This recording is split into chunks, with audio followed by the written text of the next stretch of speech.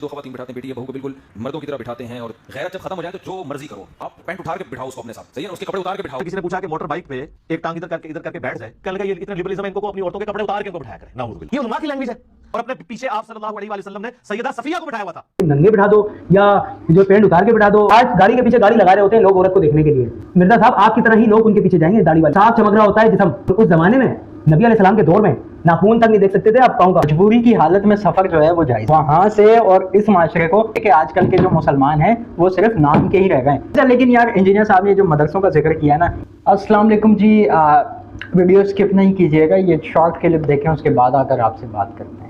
बेहाई शुरू कर दी, पीछे दो खवातीन बिठाते हैं, बेटी या बहू को बिल्कुल मर्दों की तरह बिठाते हैं और गैरत जब खत्म हो जाए तो जो मर्जी करो, ठीक है ना। ये सब ब्रॉड माइंडेड बनते जा रहे हैं। यार क्या होता है, मौलवी ने कहा यूं बैठो, जिस तरह बैठ के तो हम कौन सा गलत है, तो आप पैंट उतार के बिठाओ उसको अपने साथ, सही है ना, उसके कपड़े उतार के बिठाओ आप। जी तो नाजरीन, पहले आपने सुनी तारिक मसूद साहब की वीडियो जो बोल रहे हैं कि आप पैंट उतार के बिठाओ लेडीज को या कपड़े उतार के बिठाओ, जिस तरह भी बिठाओ।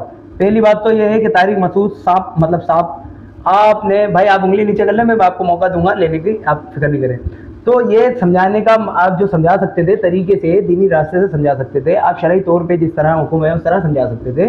इसका मतलब ये नहीं था कि आप ऐसा बोलेंगे कि नंगे बिठा दो या जो पैंट उतार के बिठा दो। अरे भाई मुझे ये जो अच्छा इस पे, ये तो तारिक मसूद साहब की वीडियो थी, इस पे पहले मोहम्मद अली इंजीनियर ने क्या जवाब दिया है अब ये सुने। अगले दिन एक वो लतीफे सुनाने वाले मौलवी का एक क्लिप मैं देख रहा था, तो वो उससे किसी ने पूछा कि मोटर बाइक पे अगर कोई औरत एक टांग इधर करके बैठ जाए, अब इसका जवाब एक मौसम अंदाज में तुम दो। वो कहने लगा ये इतने लिबरलिज्म है, इनको को अपनी औरतों के कपड़े उतार के उनको बिठाया करे, नाउज़ बिल्लाह। ये उलमा की लैंग्वेज है। अगर ये पब्लिक में लैंग्वेज है ना, तो आप समझ ले कि मदरसों में क्या होगा, क्या कुछ होता होगा। मियां, हाँ मियां, लोग क्या कहेंगे, अब लोग क्या कहेंगे अगर मैं बताऊं मदरसों में क्या होता है, और आज नहीं पुराने मदरसों में भी क्या होता था। इसलिए इस टॉपिक को मैं छोड़ता हूं। तो ये बात है करने का, तो इसके लिए फकीह सुन लें, इस मौलाना से, इस मुफ्ती से पूछो कि सहाबा इकराम अलैहिम रिदवान या उनकी जो बीवियां थी वो जब ऊंट पे बैठा करती थी तो दोनों टांगें एक तरफ करके बैठती थी या एक टांग इधर करके एक उधर। वो जो डोली रखने वाली बात है ना, वो तो चंद एक जो अमीर लोग थे वो बेचारे वो होदिश बना सकते थे, आम औरतें तो इस तरह ही बैठती थी। सही बुखारी मुस्लिम दोनों में मौजूद है। नबी अलैहिस्सलाम जब गज़वा खैबर से वापस आ रहे थे तो नबी अलैहिस्सलाम ने ऊंट पे बैठे हुए और अपने पीछे आप सल्लल्लाहु अलैहि वसल्लम ने सैयदा सफिया को बिठाया हुआ था।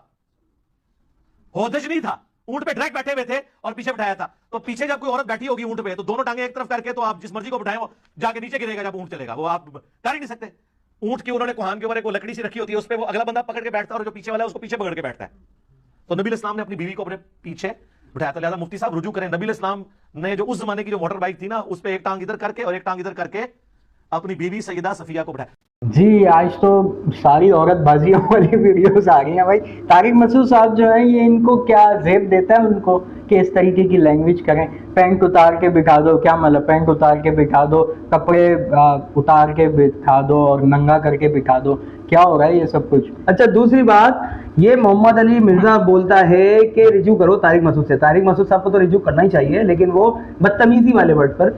रही बात जो नबी अलैहिस्सलाम के दौर में नबी अलैहिस्सलाम अपनी जोजा को जिस तरह बिठाते थे ऊंट के ऊपर, दायरे उस दौरान ना ही आज की बेगरती वाले ड्रेसेस थे, ना ही ऐसे बुरखे थे जो फिटिंग और जिस्म से लगे हुए होते हैं, और ना ही इस तरह का माहौल हुआ करता था। और आज गाड़ी के पीछे गाड़ी लगा रहे होते हैं लोग औरत को देखने के लिए। तो अगर वो इस तरह इस जमाने में बैठेगी तो मिर्जा साहब आपकी तरह ही लोग उनके पीछे जाएंगे, दाढ़ी वाले। आपको भी अंदाजा है इस बात का। जो आज का ड्रेस है साफ चमक रहा होता है जिस्म, और अगर वो बुरखा भी पहन रहे तो भी साफ चमक रहा होता है जिस्म, क्योंकि फिटिंग का बुरखा चलता है। और उस जमाने में नबी अलैहिस्सलाम के दौर में नाखून तक नहीं देख सकते थे आप पाँव का। आपको पता होगा ये बात शरई, अगर आप इतनी बातें करते हैं ना, बड़े बनते हैं, तो आपको पता होना चाहिए कि उस टाइम एक बाल को छोड़ो जिस्म का किसी भी तरह का हिस्सा नजर नहीं आता था, इतना पर्दा था और इस तरह का लिबास था, ढीले ढीले लिबास, और जो ना जिस तरह के वो लिबास हुआ करते थे उस जमाने में वो सूट करते थे। और आज के जमाने में क्या सूट करता है ये आपको पता होना चाहिए। क्या आपकी जोजा मुबारक कौन सा क्या हाथी की खाल का बुरखा पहनती हैं जो इतना चौड़ा हो जाता होगा, बड़ा हो जाता होगा, तो पता नहीं चलता होगा जिस्म। जनाब ये जो है ना आज का फैशन है, आज के फैशन की तरह बात करें आप। जी जैब क्या बोलेंगे आप। चलो मैं सीरियस होके पहले तो बात करता हूँ, ठीक है। बात आई मोटर बाइक की, ठीक है। मजबूरी की हालत में सफ़र जो है वो जायज़ है, ठीक है, मजबूरी की हालत में।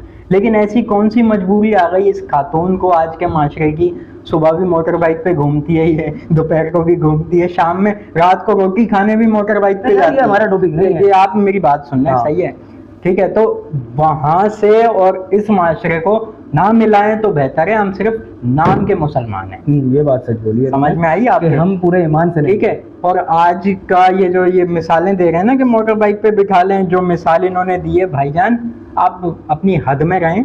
और ये इस तरह ये कैसी बातें कर रहे हैं यार। अच्छा एक मजे की बात, ऊंट होता है ऊंचा, तुम चाट भी नहीं सकते उसकी, तो बाइक होती है नीचे, और नीचे वाले बंदे को आराम से लेडीज दिखेगी, ऊंट पे तो फिर भी उसको गर्दन उठा के देखनी पड़ेगी और साफ नजर नहीं आएगी। सर मैंने आपसे क्या कहा कि मजबूरी की हालत में जो सफ़र है वो कर सकते हैं आप, ठीक है। आपने कहीं दूर जाना है, कोई सवारी नहीं है आपके पास, तो बापर्दा होकर आप सफ़र कर सकते हैं, ठीक है। लेकिन आजकल जो हो रहा है ये कैसी मजबूरी है, सुबह दोपहर शाम रात, ये भाई आप दौड़ के हिसाब से आप कंपेयर ही ना करो ना यार, उस जमाने से कंपेयर नहीं करो, उस जमाने से आप कंपेयर मत करो, ठीक है। और रही मुसलमान की, तो ये भी मालूम होना चाहिए कि आजकल के जो मुसलमान हैं वो सिर्फ नाम के ही रह गए, ठीक है। जो हमारे हिस्से में आती है ना चीज़, जो हमें हजम हो रही होती है, उसको हम दीन समझ के हजम कर लेते हैं, बाकी को हम ये साइड पे जहाद हो गया और चीजें हो गई, वो सब कौन देखेगा, उसको कौन कोई भी नहीं देख रहा, ये साइड पे कर देते हैं, ये साइड पे कर देते हैं हम। सीरियस बात कर रहा हूँ। और ये जो मुफ्ती साहब ये जो बात कर रहे हैं, शुरू में तो चले मैंने मजाक कर लिया, सही है, ठीक है, लेकिन इस तरह की यार गुफ्तगू करना कि पैंट उतार के बैठ जाओ, बरहना बैठ जाओ, नंगी हो जाओ, कपड़े उतार दो, तो ये शर्म आनी चाहिए यार। मैं इस पे क्या तरीके से जवाब दे सकते थे आप, बहरहाल जो आपने तरीके से जवाब दे सकते थे, समझा सकते थे, आपने वो नहीं किया। आप अपने मसलक पर बैठ के आपने इस तरह गलत बयानी से जवाब दिए हैं, बदतमीज़ी से, तो एक तौहीन है। और जो सवाल कर रहा है वो आइंदा थोड़ी बोलेगा आपसे सवाल करेगा, आइंदा थोड़ी करेगा, आपने तो अपनी इज्जत ख़राब की उसकी नज़र में। तो लिहाजा आप इस बात पे उससे रिजू करें कि आपने ये गलत बोला, आप इस पर बोल सकते हैं, तरीके से समझाते हैं तो आप अभी भी बोलें, इस पर बात आपको माफ़ी मांगनी चाहिए इस बात पे। अच्छा फिर अब थोड़ा लाइट लाते हैं इसको टॉपिक को। अच्छा तीसरी बात पे जो है वो उन्होंने गुफ्तगू जो की, मियाँ लोग क्या कहेंगे, तो उस बारे में क्या, ये मियाँ लोग क्या कहेंगे, अच्छा, ये क्या जिक्र किया इंजीनियर ने, ये तो पुरानी बात हो गई, कोई नई बात तो है नहीं। अच्छा लेकिन यार इंजीनियर साहब ने जो मदरसों का जिक्र किया है ना, ये गलत किया इन्होंने, मदरसों को टारगेट जो इन्होंने नहीं, वैसे एक बात बताऊं, देवबंदियों के मदरसों में ऐसे वाकयात पाए यार, इक्का देखो वो, लेकिन सारे गलत नहीं है। देखो सारे गलत अगर है ना, 100 मदरसे हैं ना, 100 तो उसमें से 30% गलत हो सकते हैं, 25 हो सकते हैं, 30 हो सकते हैं, लेकिन सबको तो सब गलत नहीं बोल सकते यार। सारे मुफ्तियों को गलत नहीं बोल सकते, सारे मुल्लाओं को गलत नहीं बोल सकते। अलग बात है, 15 दिन महीने में कोई ना कोई टॉपिक निकल के आ जाता है, वो तो निकालते हैं, मजबूरी है उनकी, कंटेंट उठाना है। भाई साहब वो भी तंग है ना यार, उनको जो पढ़ा रहे हैं उनको भी कोई बंदोबस्त करके दो, क्या करें वो। चलो फिर मियाँ वाला केस हो जाते हैं, वाले केस, हम मर्दों वाले केस बड़े पता है, चढ़ जाते हैं किसी न किसी पे, वो फिर नाउज़ुबिल्लाह यार, हमें दीजिए इजाजत। और हमारे जो हमारे चैनल पे नया है वो हमें सब्सक्राइब कर ले, ताकि आने वाली वीडियो के नोटिफिकेशन, बेल आइकन को भी प्रेस कर लें। अल्लाह हाफ़िज़।